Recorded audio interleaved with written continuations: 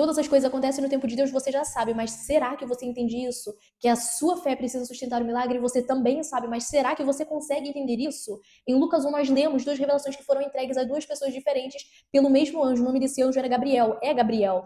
E segundo a Bíblia, Gabriel é o anjo que assistia ao Senhor.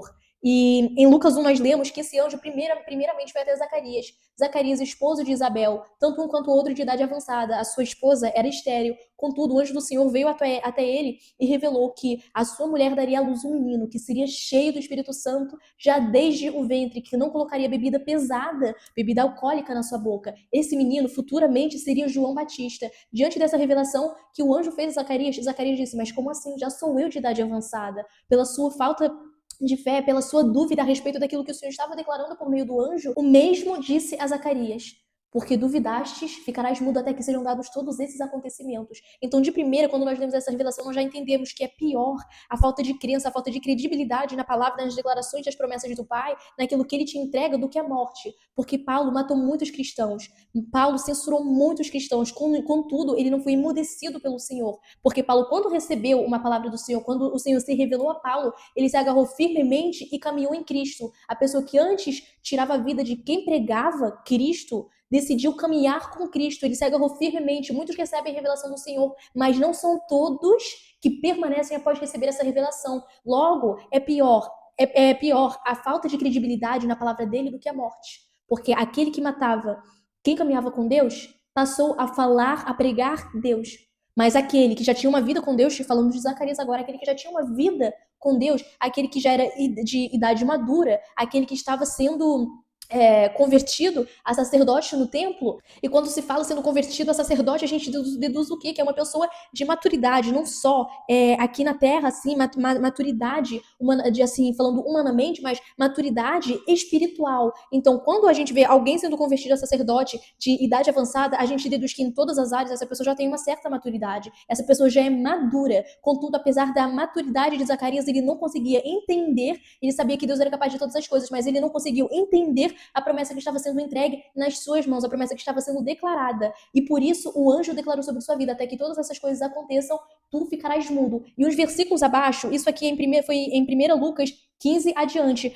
Um pouquinho mais abaixo, nós lemos que a mesma revelação a respeito de nascimento foi declarada sobre Maria, mãe de Jesus. O anjo foi até Maria e revelou de que ela daria à luz um menino que seria chamado Filho de Deus. E Maria respondeu: eis aqui a tua serva.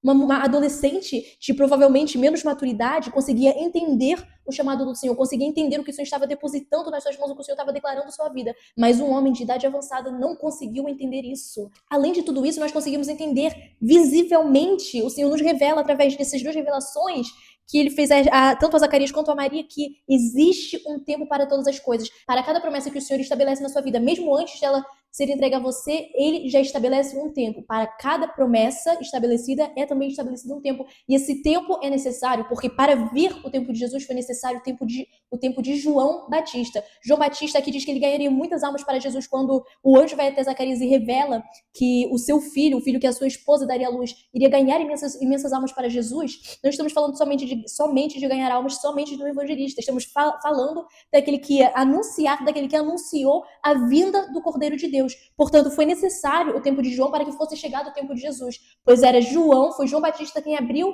as portas para o Cordeiro. Foi João Batista que, quando viu a pomba, disse o seguinte: eis ali o Cordeiro de Deus. E com isso, é muito palpável esse entender de como é necessário que seja cumprido o tempo de Deus para cada coisa. Zacarias não entendeu esse tempo, não entendeu por que ter um filho agora, visto que a idade já é avançada, visto que já passou, ele não entendeu. Mas Deus, na medida que entregou na sua palavra, ele já estava mostrando a importância desse tempo. Ele já tinha estabelecido esse tempo de João. E esse tempo é um tempo que reafirma o propósito de João Batista nessa terra. Portanto, diante dessa revelação do Senhor, fica aquela questão: que tipo de cristão você é? Aquele que quando recebe uma promessa diz: eu já sou de idade avançada? Ou aquele que quando recebe uma promessa diz: Senhor, seja cumprida em mim a sua palavra? Essa foi uma afirmação que Maria fez, e foi uma afirmação tão importante que depois ela foi reafirmada por Isabel. Isabel era prima, para quem não sabe, era prima de Maria. E quando Maria foi até Isabel disse o seguinte: em Lucas 1,45, bem-aventurada a que creu, pois hão de cumprir-se as coisas que da parte do Senhor foram ditas. É como se Isabel estivesse reafirmando aquilo que Maria declarou e entregou ao Senhor. E todo esse contexto de revelação a respeito dos nascimentos termina com esse versículo: bem-aventurada a que criou, pois hão de cumprir-se nela todas as coisas do Senhor. E só para vocês entenderem como é profunda essa revelação do Senhor, Zacarias não tornou a falar de imediato após o nascimento de João Batista. Zacarias tornou a falar quando lhe perguntaram qual é o nome do menino, pois não existe nenhum João na tua descendência, porque já tinham perguntado a Isabel, e Isabel disse: o nome dele é João, porém disseram: na tua descendência não tem nenhum João.